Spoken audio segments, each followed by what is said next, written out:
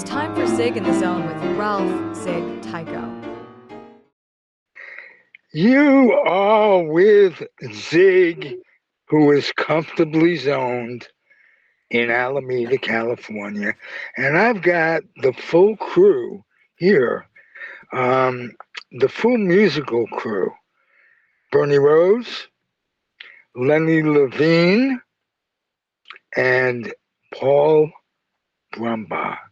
How are you guys? Good, as far as I know. Okay, yeah. Good to see you guys. I can't tell you how excited I am for this show because two things, bits of knowledge crossed my mind this week. Bernie Rose wrote a song and performed a song on an album. First, tell me about that, Bernie.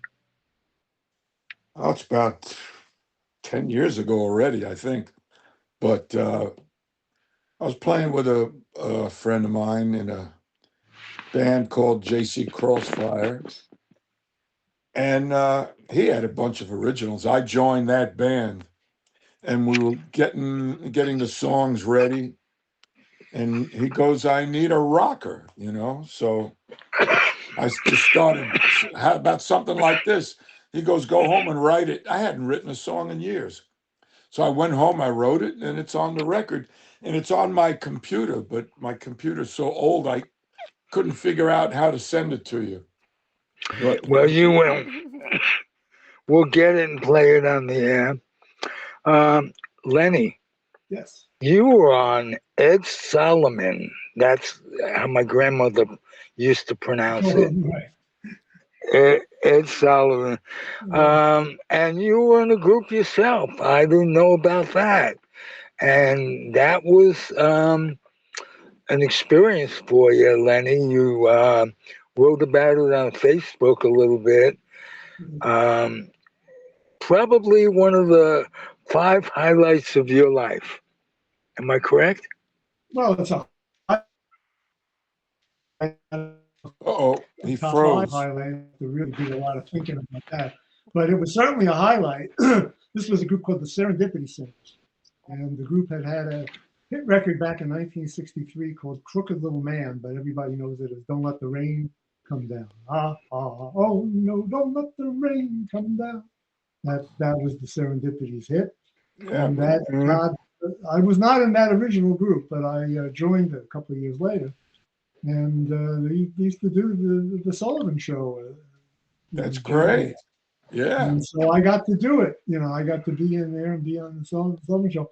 And the most the thing I remember as being the most impressive to me was as we were riding up in the elevator to the studio, I thought this is the elevator where the Beatles rode up to the studio. Oh, wow. Yeah, right. My biggest thrill about being on the Ed Sullivan Show. Hey, McCartney listens, and Ringo too. They listen to podcasts all the time, and they're getting together thinking, we went up in the same elevator as Lenny Lavine. That's right, yeah. Well, I always say, when I tell my stories about all the famous people that I've been, fortunate enough to work with or to know, I always say that very, very famous people are walk-on players in my life, which of course is the opposite. I'm certainly a walk-on player in all their lives, but that's how I always think of it, because I can tell you stories involving a lot of really famous people. Just happened to be fortunate enough to have had a career where I got to work with these people. It was great. Besides the Beatles, who are the most interesting performers you ever worked with? Oh, I worked with Barry Manilow in the jingle business. Actually, he was in the jingle business before he got famous, and in the last kind of couple of months before he had his first hit record, I happened to work with him in the jingle business. I was just getting into the jingle business, and he gave me good advice to as far as somebody that I should contact in the jingle business, and it was great. It was really a very good connection to make. But years later, after he was already famous and whatever, I happened to run into him, and somebody had given him a tape that I had done of some of my songs, and he loved one particular song called "Words Fail Me," which is just a lot of fancy words saying that words fail me, and sung very quickly, And he actually took that song and he performed it. He used it in a show. So that was like one thing. Another thing is I made Frank Sinatra cry. I was with a group called Group 5, a jazz vocal group made up of jingle singers. We were really top That's people. not We Five. No, not We 5, right? Group 5, which is like a union delegate designation for how big this group is that they have to pay the pay scale for, and we called ourselves that. And we got to sing this a cappella arrangement of "Spring Is Here" that we did for Frank Sinatra. They were giving him a big birthday party at this place in Atlantic City where we were working, and they invited us to come in and sing "Spring Is Here" for him. So we came in, and I stood just on the other side of the dais from him, like about 10 feet from the guy. And without microphones, we all just sang "Spring Is Here" to him. And midway through the song, he started to cry. He took out a handkerchief and dabbed at his eyes. So I made Frank Sinatra cry. Wow. That's just, one of the little things, where he was a bit player in my life, That was one of them. Very cool. Yeah. That's very cool. Yeah. Bernie, I'll ask you the same question. I know, notwithstanding celebrity, and that Paul Brumbaugh. Which I can't tell you about the time that I made Sinatra cry. I can't tell you about the time I made Sinatra cry. It was one of his very last performances here in San Francisco. He was kind of going through the line and saying hi to people. I kicked him right in the testicles. He started to cry. He started to cry right there. Yeah. Yeah, Well, sorry. That's how bad of a joke that was, guys. I started to cry. Go ahead. That's her. So did we. Oh, yeah, I bet you did. I saw Frank Sinatra twice, and once was very memorable. I went on an insurance convention to Caesar's Palace in Vegas, and the bill for that night was Frank Sinatra Jr., Nancy Sinatra, and Frank all on one stage at the same time. That was pretty fucking cool. So that's Sure. my Frank's. Bernie. So Again, anything that comes to mind? You lived in New York. You performed in New York. well, it's funny because the last song I wrote before the one I was just talking about, we played it at the Lone Star Cafe down on 13th Street and Fifth Avenue when we opened up for Roy Buchanan. So Oh wow! that was pretty cool. So here it was. I write this song for my friend about 10 years ago, and I hadn't. And that album was on the Roots charts for quite a bit. It was in the top 10 on the Roots charts. But anyway, it was called "When It Comes to the Blues" by J.C. Crossfire.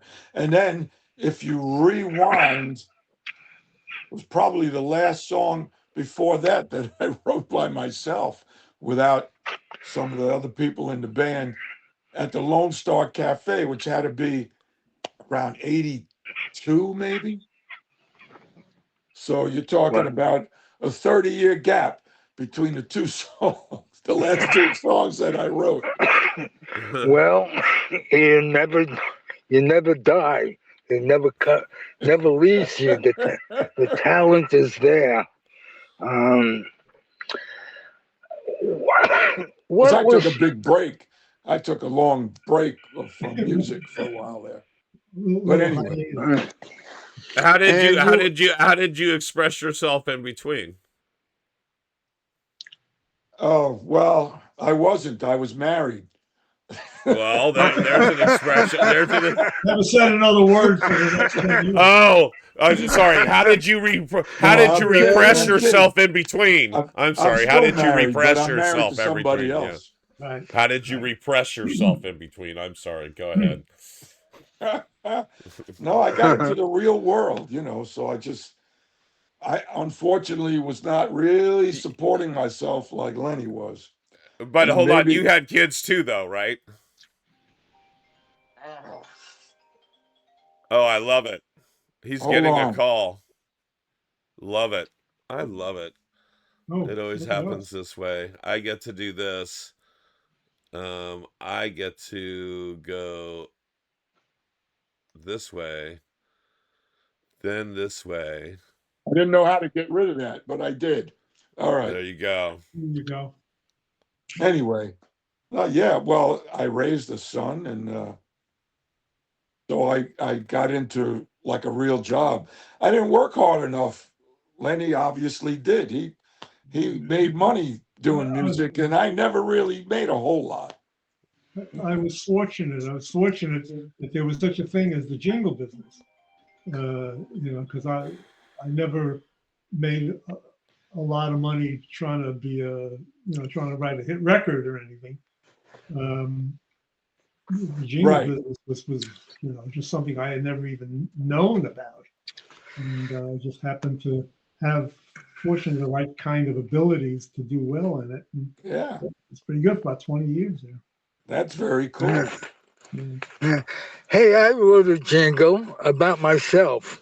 Okay. All right. He's Ralphie, the narcissist Ralphie, has the guts to write a jingle about himself with no singing talent whatsoever. And that was it. That was I like 30. That was 30 years ago. And I'm still singing the same jingle. He's Ralphie boy. He now found his keys. Holy shit, what a guy. It only took a half an hour. That kind of thing. That the narcissist blues. I got the blues because I can't find my keys. And I'm a jerk singing into the microphone here. Anyway, what got you started, Lenny, in the jingle writing part of your career? This publisher that I knew somebody in the jingle business. I used to try and go around with my songs and try to get a record deal for myself, and unfortunately, my songs were not really saleable. I mean, you call them novelty songs. Like I said, that the song that Barry Manilow did, "Words Fail Me," was like it was a novelty song. It was, just this constant different ways of saying that I don't know how to express myself. Just very rapid. It was meant to be like a funny song. And many of my songs are that way, were that way. And this publisher, Jimmy Einer, was his name, would just laugh his ass off and say, "God, I wish I could get these placed somewhere." This is, I don't know. He says, "If you ever try doing jingles?" I said, "No, I didn't even know." So he had this friend, Kevin Gavin, who had a jingle house, and he told me to go on by there. And so I went by there and I sang some of my funny songs for him, and he laughed and whatever. And about a week later, I got a call from him. Do I want to take a shot at Yardley product, Yardley cologne, And Right. I took a remember shot. that. I want to take a shot at it. Yeah. What he meant was that he was in a competition to get the account, the Yardley account, to produce and perform a jingle for Yardley products. And so I said, okay, great. And he told me that, okay, it's 30 seconds of music. And the last part of it is you can hardly go without Yardley. And then Yardley Ode to London, or Yardley, some other name of their product. And so I just sat down there. It took me 30 seconds of music. It took me like 35 seconds to write it, 30 seconds of music. And then you can hardly go without Yardley, Yardley, Ode to London, And I sang it for him. And he said, okay, great. You got another one? I said, you just gave me like one. He said, no, we can't go in there that way. You have to have like 2-3 versions of it, that they can pick from. Okay, so I sat down there and I came up with 2 other musical figures that lasted 30 seconds and ended with You Can Hardly Go. And we went up and we presented it at the advertising agency and they bought it. And I got a check for writing it for $1,000. Oh, wow. And those days, that was some money, too. Yeah, in those days, that was money. And I said, holy shit, this is, what is this? Well, as I found out, ultimately, I was unbelievably lucky. It was like being struck by lightning to sell the first jingle that I ever presented. Because then I went on to present dozens more without getting any.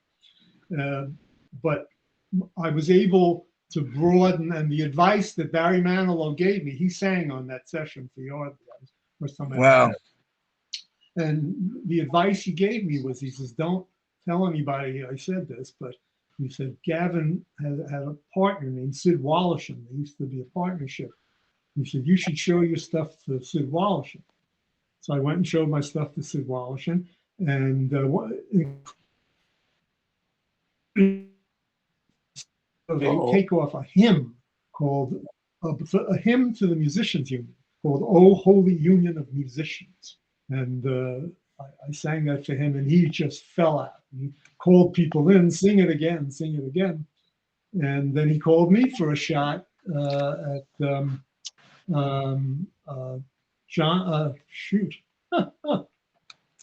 Johnson's Favor Furniture Polish. Favor lets the beauty of the wood shine through. I wrote this favor, and that got picked. So I mean, I led a charmed life, Yeah. The repeated failures only came after that, and it just sort of slowly got into the business, and then they would hire me sometimes just as a singer. I didn't have to actually work to write it. I was able to just come in there and look at the music and sing along with these incredible other singers and get residuals from it. And we were off. I mean, Sid Wallacham got the McDonald's account. So for like 2 years, the McDonald's account that when you're the one, you are the only reason, you're the one. Anyway, that went on for 2 years, and I sang on most of those commercials, most of those McDonald's commercials. No kidding. And it just all went from there, and for 20 years or so, and then it began to crater as we all got older and the clients got younger. We all have craters going up and down. Yeah. Let me tell Bernie something. It's not that you didn't have a work ethic, because I know of your work ethic with music. It's putting the shit out there that's the issue, or was the issue. Am I right? Exactly. Because Yeah, sure. I know how hard you worked when you were learning music as a kid. And that never leaves you. Well, you That were there for discipline. that. Yeah. I was there for that. So, yeah, that was great years, Bern. with Oh Mert. yeah. Well, when I did my demo for my original music back in like the late '70s, I got it into WEA Warner Electra in Atlantic, and Mhm. it was well received at first. It went up the ladder a little bit, and then it didn't. And I didn't push much more after that. You Yeah, know, well, there's you got two to get out types of there and you work got to ethic. do it. It's the management thing and getting it out there, and it's the work, and it's the music. You never lacked in work ethic. I just want Okay, you to well, know that. thank you. Um, If I would it have wa- got out and it's live, the same as comedy and podcasting. It's doing your creative thing, and Paul will tell you that it isn't easy to sell oneself. And am I correct on that? No, not even for half price. well, you got to be out there. You know, I've had myself listed in Marketplace on Facebook, Craigslist, nothing. I can't get rid of it. I can't get rid of myself. No, but yeah, no, it's hard. Yeah. You know what? Actually, I've always been a salesman. I've always sold everybody else's product. And me being a successful salesman always depended on the product. If it was a shitty product or something I believe, or if it was a shitty product that didn't work, that was just a waste of money, I didn't last long selling that product. And so when I'm on stage, I'm always selling myself. And it's a product I can get behind because I know I'm funny. I know my what I bring to the table. And I well, know what I don't bring. Like if how do go you ahead. handle the rejection that goes with that? Oh jeez. You don't. I mean, well, you curl up in the fetal position on a bathroom floor with a bottle of booze. No, how do you do it? Um, you lick your wounds. You and it really depends on what that means for you. Like last night I performed. I performed at a show that was at a pizza parlor and pub. And it was the theme was May the Fourth be with you. So it's the mashup of Cinco de Mayo and Star Wars. And so my Right. jokes, I mashed up my jokes were and we were at a pizza parlor. So my opening line was, which I have to pull it out to even remember it because that was yesterday. My opening line there was, "What's up, Mission Pizza? Give it up for yourself. Nothing says culture like celebrating Star Wars and Cinco de Mayo in a pizza place. That's right, we've got Italians, Mexicans, and space wizards. This ain't a show. This is a United Nations meeting with carbs." All right. All right. That's Good good. line. Good line. You know, I walked in and I said, "Is this a comedy show or a Jedi support group with mozzarella?" Yeah, that's good. You Yeah. know, you all serve was it, and you Monday guys night. are, and you guys are serving slices so big, even Yoda's like, "Sure, you must." That's my Yoda.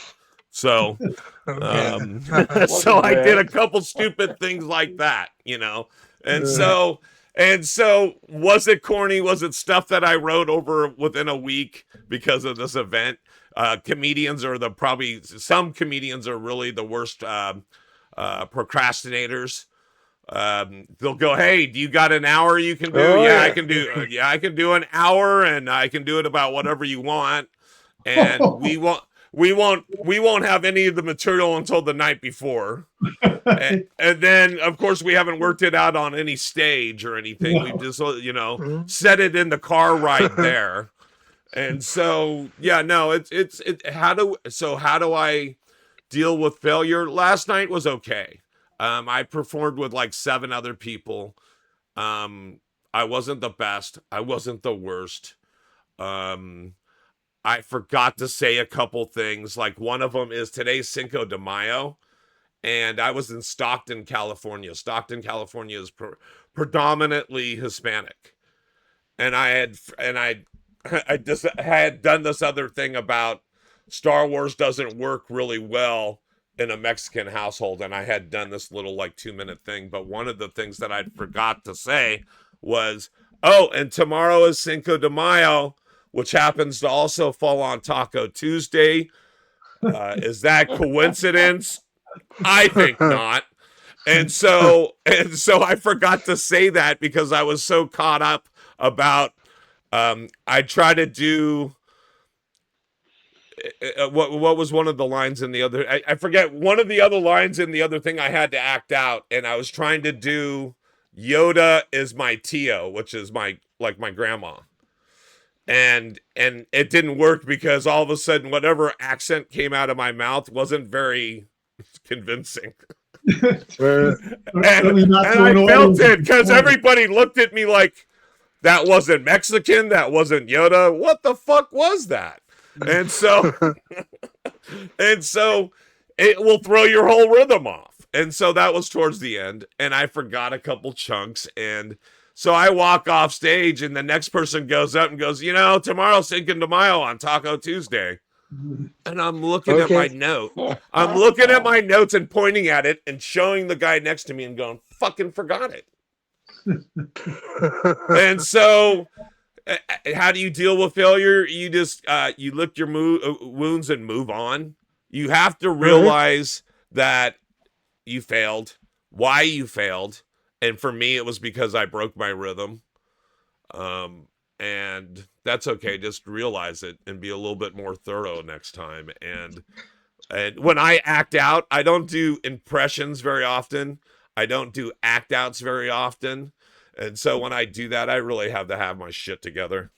That's another thing, but that's for me. Yes. Hey, Lenny, give me, Paul, Bernie, and the audio, give us some tips along the lines for what you do to handle failure.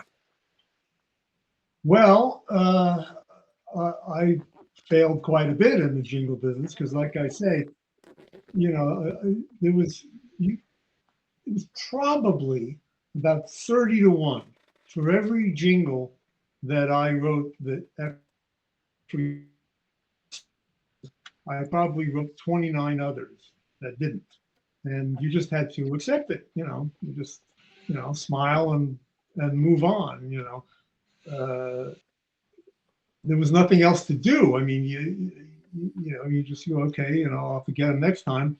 Or what they gave me to work with is never going to even make it anyway. Even if I put a good tune to it, it's just so stupid. It's not going to even make it anyway. So hey, I got to do that.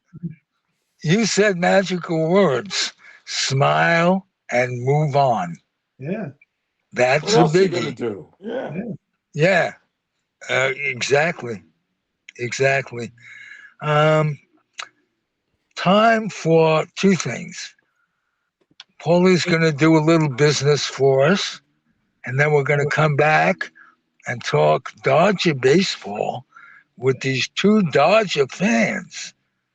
Talk about the book you wrote, Lenny, and talk about Mert a little bit. Memories of your bro and really and truthfully my bro too. Not blood, but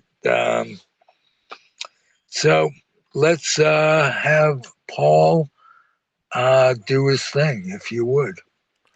All right, guys, this is what we do. We're doing a little bit of business, and we think of it as peace of mind, but we also would like you to please listen and watch our sponsors and patronize them when you can. Here we go. Whether it's criminal defense, estate planning, or civil litigation, the answer is the law offices of Andrew Doja. Call us today at 510-865-1600 or find us on the web at dojalaw.com. For tenant and landlord disputes, there's no other than the law office of Jeff Canberra. Call now 1-510-865-7369, and don't forget to tell them Zig sent you. And hey, don't forget, no, this is my part of the show. I get to tell you guys where to like, subscribe, and follow us on all social media. That's right. Go like, subscribe, and ring that little bell so that way you know when another episode of Zig in the Zone drops. There's us on Facebook, Instagram, YouTube, and Twitch. So please go like, subscribe, and ring that little bell, and you'll be notified when we drop you another episode. And Zig, it's time for you to tell us about Head Start. Well, Head Start is very, very important in my life because I realized my son's mother and I had a foster child.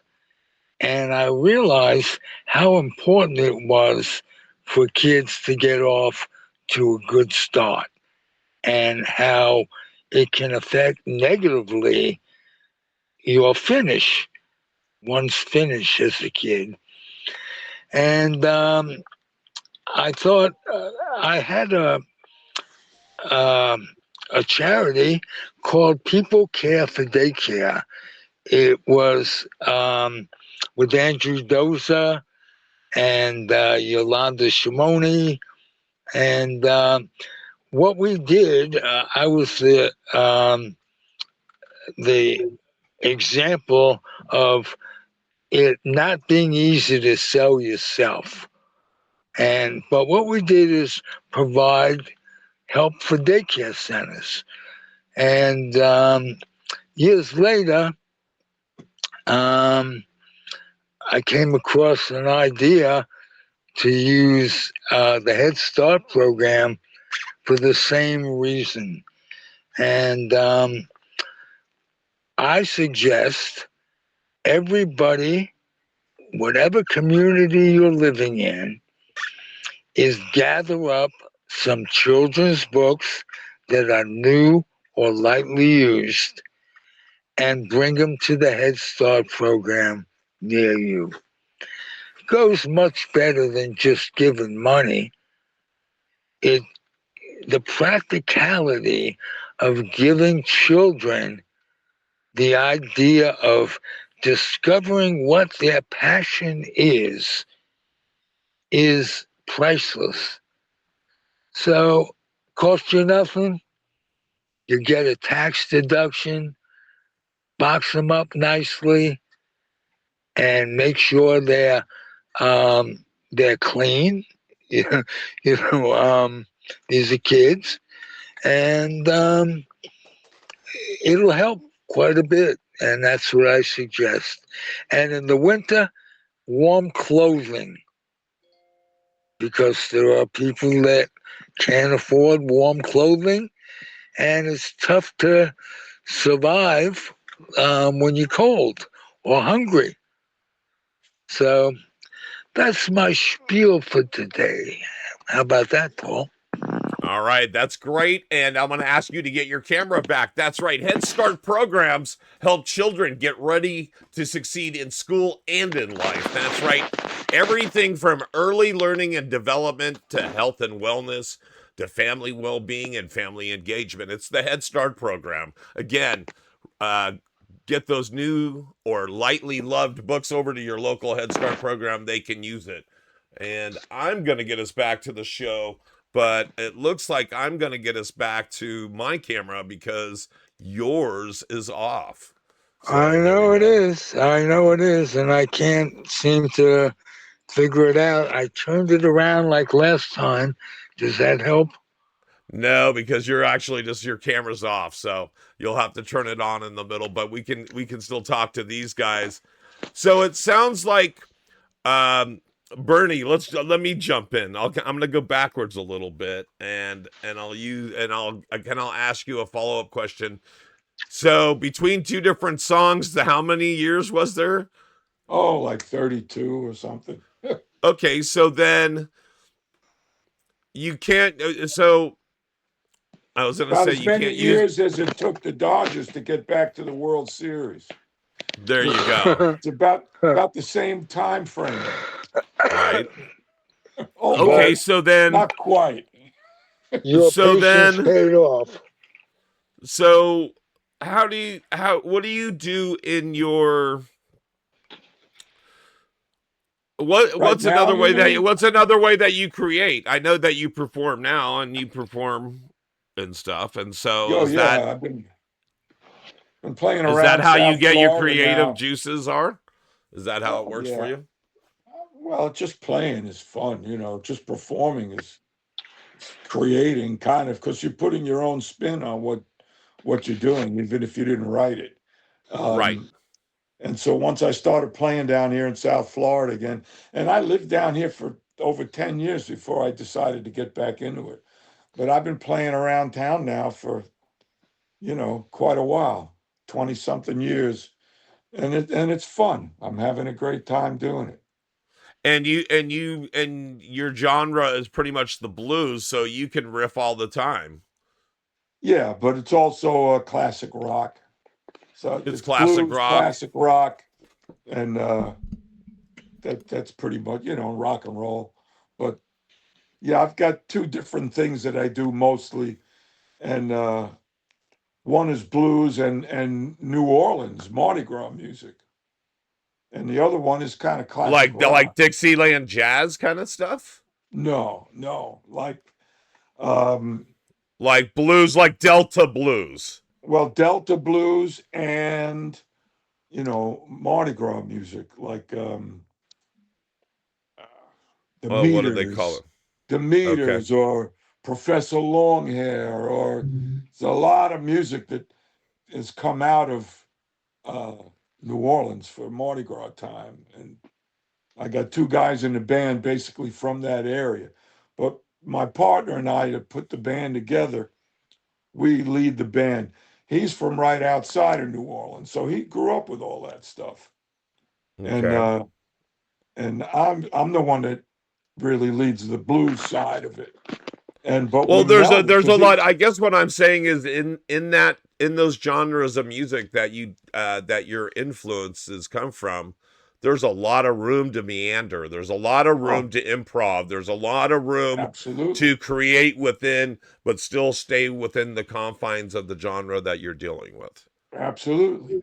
Well, he's a blues guy too, so we both kind of blend really well there. And the Mardi Gras music, I just put my spin on what he was doing, and Right. we just work really well together, and it sounds good. We have a lot of fun with it. I don't know about you guys, but every time I see one of those reality TV shows like I don't know, like American Idol or whatever, or The Voice or whatever, I like it when they take an old standard and make it their own and they totally change it. You don't Sure, even know what song it is until you start hearing the lyrics and you're like, "Oh, holy shit. Oh, this is great. This is awesome." I like it when that happens. absolutely. So, and Lenny, what about you? Do you write a lot of original stuff, right? So Yeah, it's all in your voice. It's all in your vein. yeah, it is. Yeah, I guess. I mean, when I perform, it is all original songs. Um, I've been doing a lot of once a week here in my hometown here.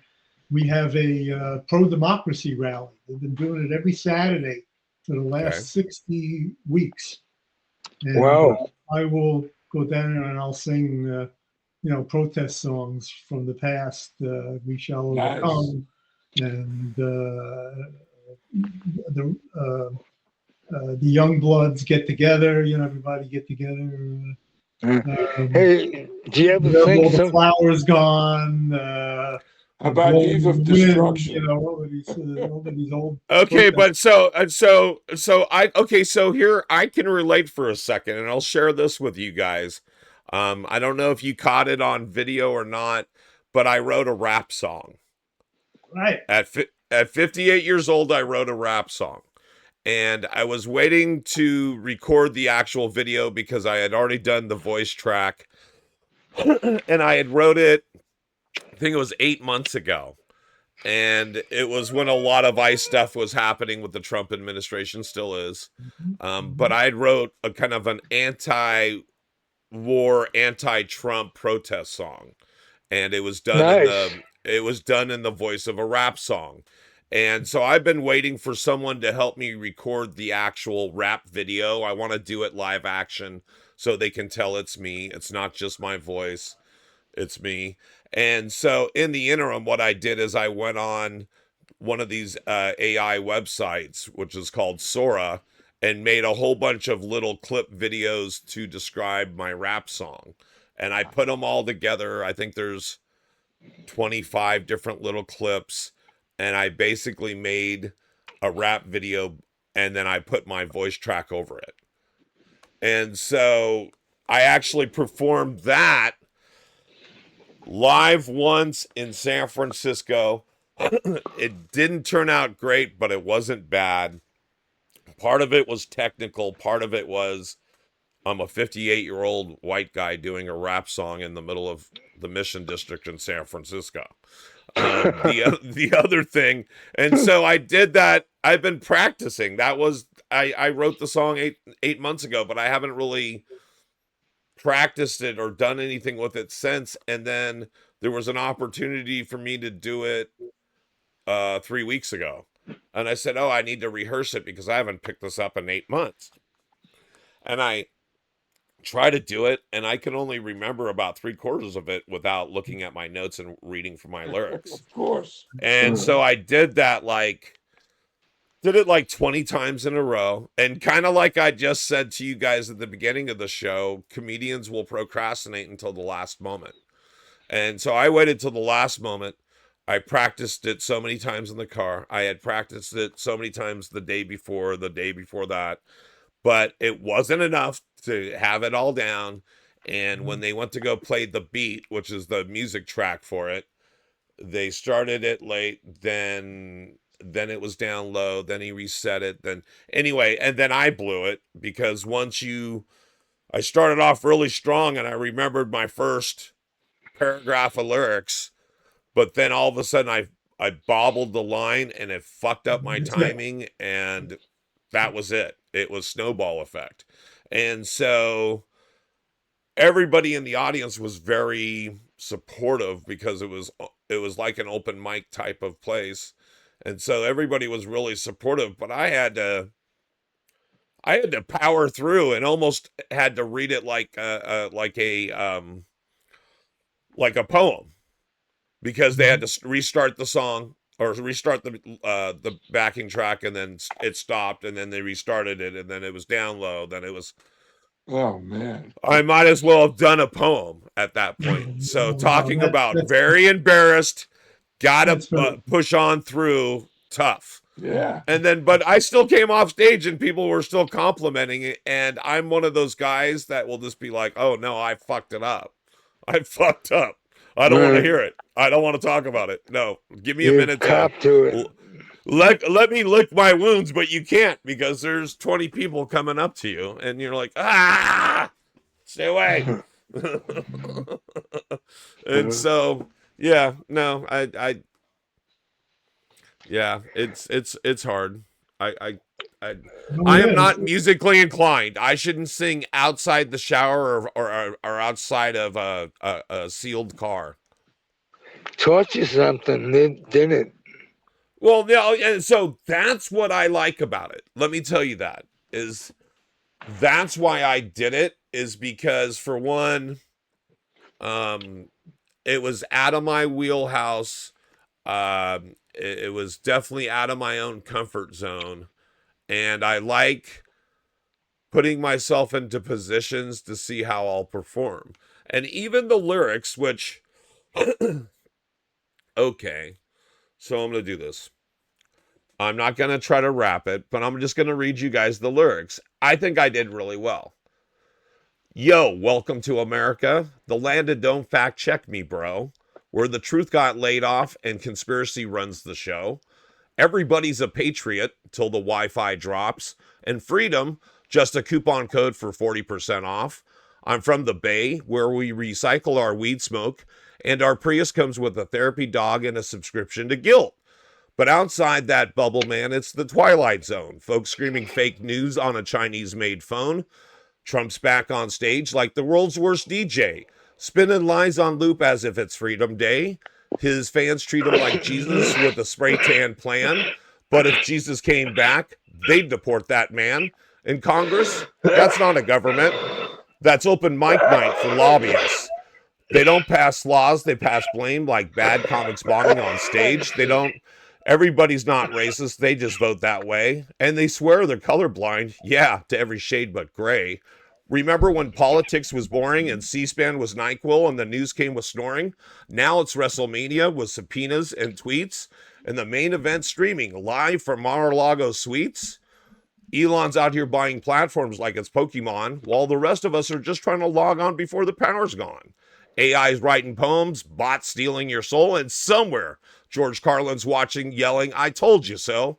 See, I'm just a 59-year-old summer of love leftover, still trying to figure out who the hell took over. They said, make America great again, but great for who? Because last I checked, I'm still broke and I've got jokes to do, so I grabbed this mic like a protest sign, because laughter's the last real power that's mine. If I can't change the world, I'll roast it instead. And if that offends you, you're exactly who I meant to offend. America, baby, we the people of divided attention, united in outrage, addicted to tension. But me, I'm just here to make you laugh before the meltdown, because if we can't find the funny, we're all just going down. So vote smart, smoke smart, and tip your comics well. This country's half sitcom. Yeah, half SNL. I'm Paul Brumbaugh reporting live from the edge of insanity, where the truth's the joke and the joke's a reality. So there's my song. Very nice. Nice. All right. And so I'm proud of the lyrics. I'm proud of the musicality of the lyrics. Right. I just suck. It's No. If you had a good beat behind that would be yeah, great. and so when I do the beat behind it, it comes out really well. And when I did it, I took like 3 different takes, and I finally got it, and it came out okay. Yeah. That's the difference. So- You can tell by the way you phrased it and the way you wrote it that if you get the beat going with it, that it would work. Right. So that's cool. Yeah. So again, I like being creative. I like doing things that are new. And it was kind of funny because the last time I did it, I really flubbed it on stage, but I had a couple of the different rappers come up to me and said, that's the smartest idea. A comedian that can rap and they said, yeah, you're a middle-aged white guy. And I'm like, yeah, middle-aged. I can't wait till I get 120. And so, Jesus. Like me. Right. Yeah, exactly. So, so I like being creative. It really keeps me going. Keeps me sane. And it shows through. Beautiful work, Paul. Thanks. Appreciate it. Yeah. Hey, Lenny, let's get to you a little bit. And I got to ask how you went from writing what you wrote to writing a book. What inspired you? Boredom. I after the jingle business kind of fizzled out for me, I had to find some way of making money. And I wound up doing proofreading. I was a proofreader, freelance proofreader, which wasn't too bad. But then I had to do it full time. And one place that gave me a lot of freelance work said they can't keep doing it. I have to sign on as a full-time employee. So I became a proofreader for Ogilvy and Mather advertising. And I was proofreading junk mail. Those things you get, those circulars and stuff. I was proofreading stuff like that. My motto was letter perfect from the mail to the pail. I was proofreading stuff people threw out. And it was this guy, after 20 years of having what I considered a career, this was just grunt work. And I was 58, you say, 58. Huh? That was actually when that was when I was doing it, when I was in my 50s, 50, 55, 56 or so. And they had a computer. Everybody had to have a computer in their office, even though I didn't need it for the proofreading. So I got this particular idea for a murder mystery. and I, in my downtime, started writing it. And that's how I got into it. And ultimately, I was able to retire because of the I call it the surreal estate market. I had bought a condo. I'm sorry, an apartment in a co-op on the Upper West Side. That Oh wow! $78,000. I'm sorry, 82 in 78. That was 78. 1978. I bought this condo. Why do I keep saying condo? It's co-op apartment on the Upper West Side for $82,000. $82,000 in 1978. Wow. In 1999, I was able to sell it for $865,000.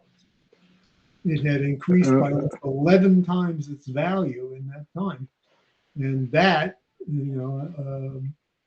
enabled us, me and my wife, to sell the apartment, come up here and pay cash for a condo, and retire.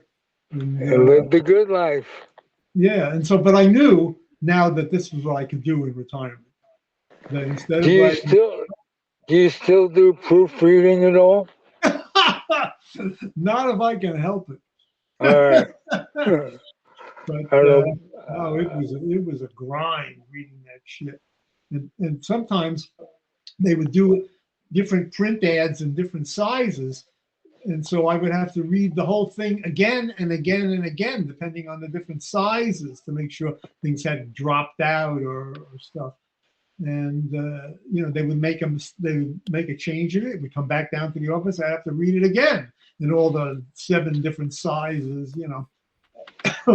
I was angry. I was rip shit angry at least once a day. There came a time where I had to actually get up and leave and walk around the block. Otherwise, I would have trashed my fucking office.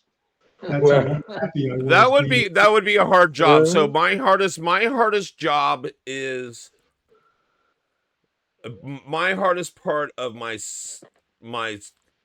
self-employed job, being a comedian, is listening to sets of comedy that I know I failed or that weren't the best, and even the ones that are okay.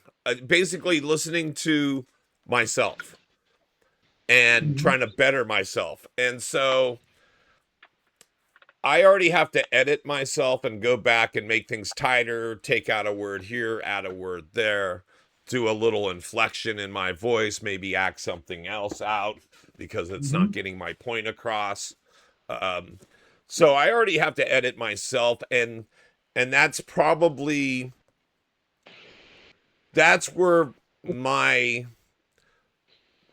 it's a vested interest, right? Because it's my writing, and I get instant gratification, or I don't, on stage if it works. And so I like that feeling. But if I would hate to be a copy editor. Right. That would just drive me nuts. I would want to rewrite everybody's shit and go, this isn't funny. This isn't whatever. Right. Yeah. It's not in my voice. I've written for other people a couple times, or I've helped people write, or we've all sat in a group and we've all brainstormed or had a writing collective. I've done that with other comedians where we brainstorm and work on each other's shit, or we read each other's jokes and we come up with different tags or punchlines. And that's kind of fun because it's kind of like a whole bunch of mad scientists in a lab throwing shit together and seeing what smokes and what blows up. But if it was just me with something on my screen or copy in my hand and I had to I would just be you'd find myself hanging from the rafters 20 minutes later. I just it's already tedious work when it's my baby. When I birthed it, it's tedious enough, I guess is what I'm saying. Does that make sense? Well, the thing about editing yourself, and then this definitely relates to Zig in the Zone. Cannabis is wonderful Oh yeah, for. sure. I'm telling you that. I mean, I don't know. Everybody reacts differently, and I wouldn't That's recommend the first it. rider to the table. That's the first rider to the table. But the idea is that I hesitate to change things that I think are wrong. There'll be something in the back of my mind that says that this isn't going to work, but I censor that. I go, no, it will. Sure, it will. It's okay. It's all right. I don't. But if I smoke, first of all, short-term memory is impaired. So I am now reading my material as if I didn't really write it. I don't remember writing this in the moment, and I'm reading it with fresh eyes, as they say. And if there's something wrong with it, I have no ego involvement in saying, yeah, no, there's nothing. Yeah. Sure, it's right. It's not wrong. I can criticize myself if I'm high better than I can criticize myself if I'm not. And so many's the time, as a matter of fact, I tell my wife, if I write something during the day, I'm going to go down and edit it. I say I'm going to go down and see my editor, Mary Ann Keefe. Yeah, sure. That's my editor, Sure. And it's true. I do, and it works. I like that. It works. I like. So I've done that too. I do that. I do that in general. Whenever I write something, I'll write it out. I'll write it to the nth degree, whatever the concept is. Like we'll use that the Trump rap song I was doing. I read it down. I wrote every line I could think of. And then I kind of went through it and tried to edit it or try to do whatever. But then I let it sit for like a day. And then I go back and I go with it with fresh eyes. And sometimes those fresh eyes are lightly glazed red. Right, slightly red. And so those fresh eyes might be, our current sponsor Sativa. But yeah, so I might do that and I might look at it later and it's funny the stuff that comes out with fresh eyes. And it doesn't matter if it's maybe you're smoking and you weren't, or you were and now you're not, or maybe it's just a little bit of time has lapsed.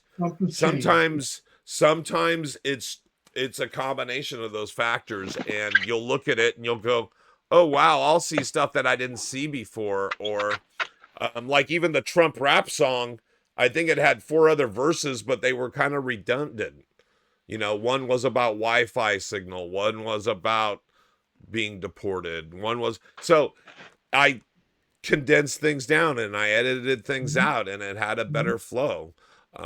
It was all great, but it was too flippin' long, and anyway, so and you can see you're more objective about your own work, right, because that little bit of ego has been removed, right, and you can get the objectivity quicker. I'm sure I would make the same changes ultimately, but I think so too. It just take longer. Take longer for me to finally convince myself. It would be 10 rewrites instead of one really harsh one. There you go. Hey, you said it best. Ego. Yeah. Big word.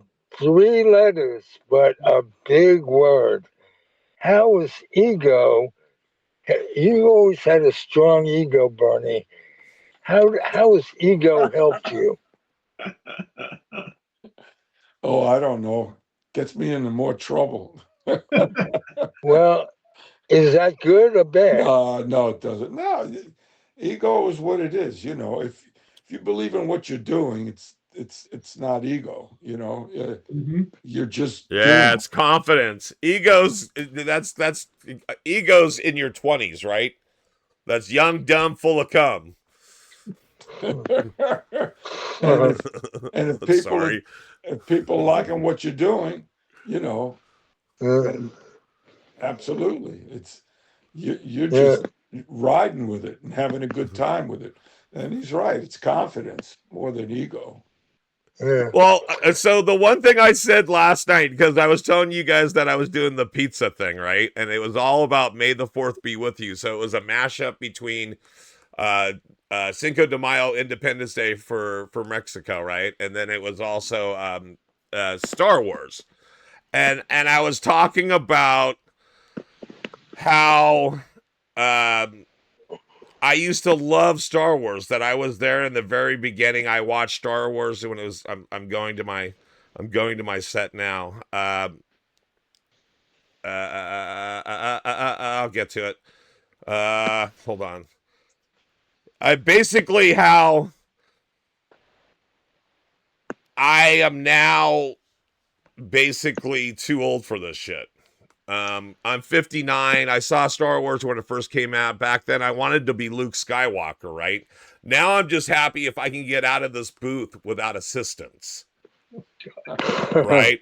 At my age, the Force is different. The Force is when you can stand up and nothing cracks, right? Usually my knees, both of my knees and my ankles. That's a miracle. I don't fear the dark side. I fear stairs. Right? These are things. Somebody was talking about, wow, imagine you could be in a lightsaber battle. I just pulled something reaching for napkins off the table. Right? And then somebody said, oh, Yoda isn't wise. He's just got really bad body posture. And so the things we think about as we get older shift, right? The way our point of view shifts. Everything shifts. Way we get to 85. I'll tell you what so it happens along that entire arc of life, right? Again, you were just talking what started this thought process for me is you said ego. Ego's a young man's game. Ego's a young man's game, and I'm all young maned out. And so that's why he said ego. I'm like, ego? Well, I was like, actually, for a second, I thought he said ego. I was going to say, let go my ego. Let go my ego. Well, confidence, certainly you must have confidence. Yes, to do anything, yes. Put yourself out there in any way. But I just mean an ego in terms of holding on to what you did and wanting to think it's perfect and you don't have to do anything more. You're always telling yourself, there it is, you got it. Oh, man, all right, I'm kvelling. Oh, man, this is great. But you weren't, not yet. I mean, when I wrote my first novel in that proofreading office, I thought I had written a novel. And what I had written was a first draft of a first attempt at a novel. And you just have to know that. You just have to go with it. And it's easier to accept if you aren't tied up with it's got to be great. Oh, I can't face it if it's not great. Right, right. Say it's not great, and then work on it, and then maybe it'll become great someday, but it won't unless you admit that it isn't great yet. Hey, Paul, speaking about that, it's time one spends to get better. I've heard this from Jerry Seinfeld. I came up doing comedy with Margaret Cho, who was horrible at the beginning. She just Rivers was horrible at the beginning too. Go Yeah, ahead. but she's really good. I listened to a tape of her a while back, and putting in the time. That's work ethic, like we talked about initially. Tell me about, you have a book coming out, Lenny. I got actually two books that I want to talk, since we were talking about jingles and stuff. This is it. I see like a mirror. All right. Here it is. Death in the Jingle perfect. Jungle. And it's a murder mystery about the jingle business. And it's available on Amazon and Barnes & Noble and Die Hard Fan. This is about the Dodgers. In the last week of the 1951 season, culminating in Bobby Thompson's shot heard around the world, that horrible, slow fall into the abyss that was Bobby Thompson's home run. And I have a parallel story that goes on with a whole bunch of fictional characters, and somebody is killing giant fans, and this young kid, Eddie Fine, my central character, is afraid that it's his father that's doing it. And he has to find out the truth, and he becomes a little detective. And it's all interspersed with real games, real action from the real games, right on the field with the players, sometimes in the players' minds. And it's available on Amazon and Barnes and Noble. And I just did a podcast where I talk about stuff. I just was on a podcast called The Baseball Book Club. It just dropped today. Anybody that wants to Google The Baseball Book Club, May 5th, then you can hear an interview with me where I talk about Ebbets Field and my youth at Ebbets Field and how, stuff about writing a book.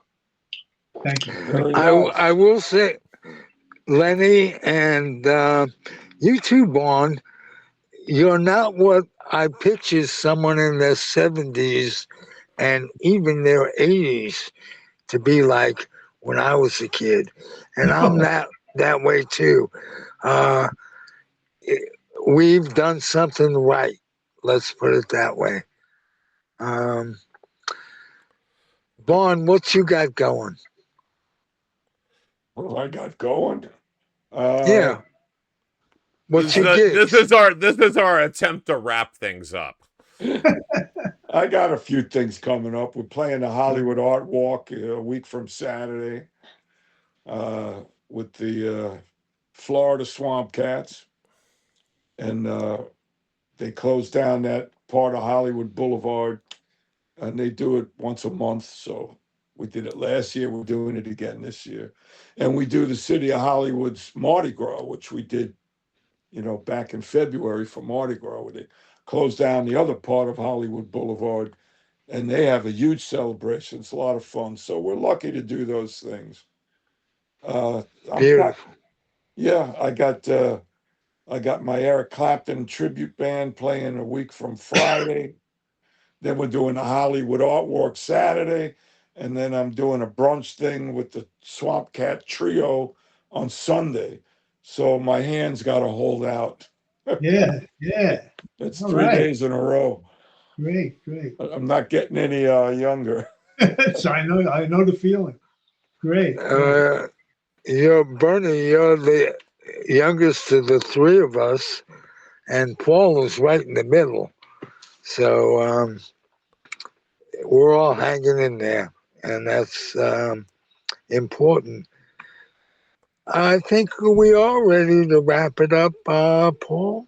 How about that? There we go. And I'm going to take over the camera because yours is pointing down at your floorboard. All right, guys. I know it is.